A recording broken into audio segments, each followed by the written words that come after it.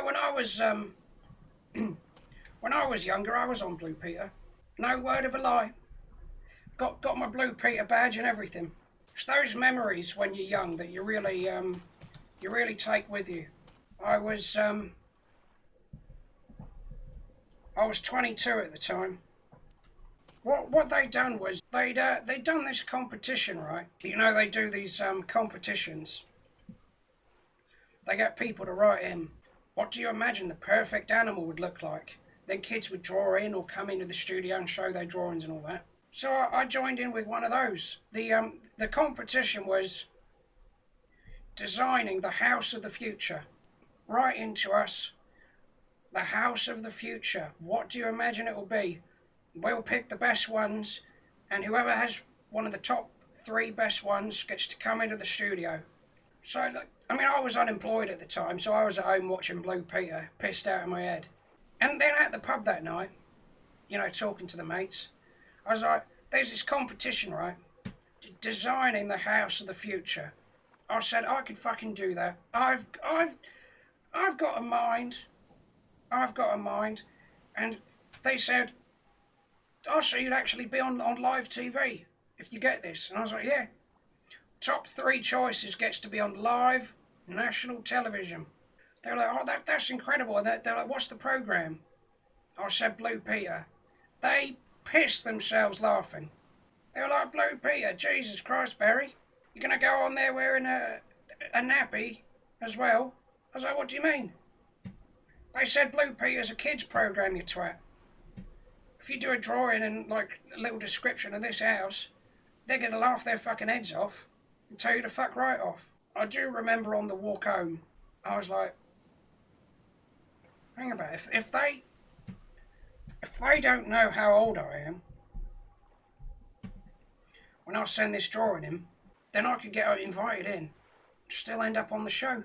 So I did that. I did this drawing, this house of the future. I've still got the drawing, actually. I've still got it pinned to my fridge. It's that good. I mean, none of it came true. But, you know, the future is always in the future, as they say. So, you know, we're still waiting to find out if it will be true. But it was a fantastic house. It was perfectly spherical. Perfectly spherical house. And it floated. Anyway, I did this drawings, and I did like a little description. They always ask you to write your name and your age. So I wrote Barry, and then I was like, right, what am I going to do for the age? So I just got like a handful of crayons, just scribbled any old shit on this thing, so that they'd look at it and go, does that say 4? Does that say 15? Does that say 11? Just basically so they couldn't see what age it said. So I send it in. I'm waiting a couple of weeks. Lo and behold, I get a phone call. So hi, we're the producers of Blue Peter. We've received Barry's drawing, and we're very impressed. We'd like Barry to be on Blue Peter to show off his drawing. I was like, you are fucking kidding me. That's great. So what time do you want what time do you want Barry? So, well, if Barry could come to our BBC studios on such and such date at such and such time. I was like, don't you worry, Barry will be there. Oh, I was so excited. The big day comes, right? I go to the BBC, the main BBC building. I'm there, hanging about. There's Peter Purvis. He's there, you know, chatting away to all the people, shaking hands and all that, being the top cunt. And then eventually, you know, he comes over to me. So, and who might you be? I was like, my name's Barry. He's like, oh, nice to meet you, Barry. Then he goes off, he's like doing his own thing, whatever. Anyway, the show starts. I'm stood in the wings, next to these 2 other kids. Right, I look over at their drawings. You know, they're fucking shit. You know, they really are terrible. Not as good as my round future house, if I might say so myself. You know, so I thought, I've got this in the bag, this competition. Woman comes over, she's like, right, okay, we've got Jane, Michael, and Barry. Little Jane goes here. Little Michael goes here. And then I was like, here, I'm Barry. Of course, they look shocked. They're like, no, seriously, where's your son? I was like, I'm telling you now, I'm Barry. I drew this. This is my drawing. And they were dumbfounded. They were like, what? So you're Barry Gammon? I was like, yeah, I'm 22. They were like, look, I'm going to be honest, Mr. Gammon. This is a competition for children. I said to him, look, if you're going to be so closed-minded and not, take the opinions and thoughts and ideas of people of all walks of life, then, what the fuck is the point of Blue Peter? You might as well fuck off. I argued till I was red in the face. I said, look, these competitions always have 3 people, right? There's 3 of us here. You can't get rid of one and just have it between 2 people. Somehow that worked. I was bullshitting my way all the way through that. And they said, all right, fine, well, it's never been done before, but we'll put you on. I was like, yes, here we go. So there I am, stood there, next to these 2 kids. They're like Peter Purvis is there asking us questions, says to Jane, so tell us about your house, Jane. Jane says all this stuff. It has laser fences, a doorbell that you can mechanically have so it rings in certain rooms of the house. A garage door that can open on a remote. Windows that are kind of like double thick so that they keep in the heat. She's saying that all their telephones, you'll be able to see each other. Like the house phones, you'll be able to kind of like see each other like on a television screen. I mean, in hindsight, I guess she was sort of right. But, I mean, you got to remember, this was the 70s, so when she said all that, fuck me, she may as well have said she was a witch. Peter was like, oh, that's lovely. Very nice, Jane, very nice. Put his hands on her shoulders. I don't like that. He goes over to Michael. He's like, so tell us about your house, Michael. Michael was like, in the future, the planet is going to get hotter. Sea levels are going to rise, so all houses are going to be underwater in the future. And he devised this underwater house with like these pipes that led to each other. Just all a load of shit. I was sat there listening to Jane and Michael give their spiel. I was like, I've got this in the fucking bag. Peter Purvis walks over to me and then he's like, and young Barry, he makes a joke. How did he get on that show? Honestly.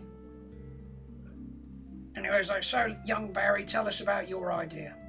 I was like, look, it's a spherical fucking house, right? If a bird shits on it, it's going to slide all the way down. It's going to come off. The outside of the house is going to be greasy, right? So if a bird shits on it, it's not going to sit there and harden, right? It's just going to slide off. And I said, and it can float. I said, we all hate our neighbours, don't we? They're fucking pains in the arses, honestly. So, if you've got an annoying neighbour who gets up at stupid o'clock, dicking about with the bins, you can program your house to fly up into the sky, right, while he's doing that, and then you can come back down, have a cup of tea. Oh, what's that? What's that? Some bird shit just sliding down the house. I don't care. It's going to fall off in a minute. House of the future. And he didn't seem, at the time I thought he was kind of like pulling a poker face because I thought that was a great speech that I just gave there. Anyway, Peter, right? He goes, okay, look, so there's three very nice houses of the future. For my money, if I had to choose, we are going to give this Blue Peter badge to Jane. I just said, you are shitting me, aren't you? And then Peter Purvis is like, could you mind that language, please, sir? I was like, don't you give me that, you cunt. What has Jane's house got that mine hasn't, you know? If a bird shits on Jane's house, it's going to get covered. If a bird shits on my house, it's going to be clean as a whistle. And it's greasy, the house, covered in grease, so a burglar can't climb up it. You know what I mean? Jane's got her head in the clouds, whereas me, I know what I'm talking about. And then Peter Purvis was like, look, mate, this is a children's competition. How did you think this was really going to go? I said, so you're admitting it's rigged? And he was like, well, I wouldn't say rigged. And I was like, no. You're saying no matter what idea I came to you with, you would have poo-pooed it. And he said, look, it's a children's program. I was like, yeah, I noticed that. I bet you like that, don't you? You dirty nonce. He was like, what? Well, that is completely uncalled for. You know, I'd had a few drinks.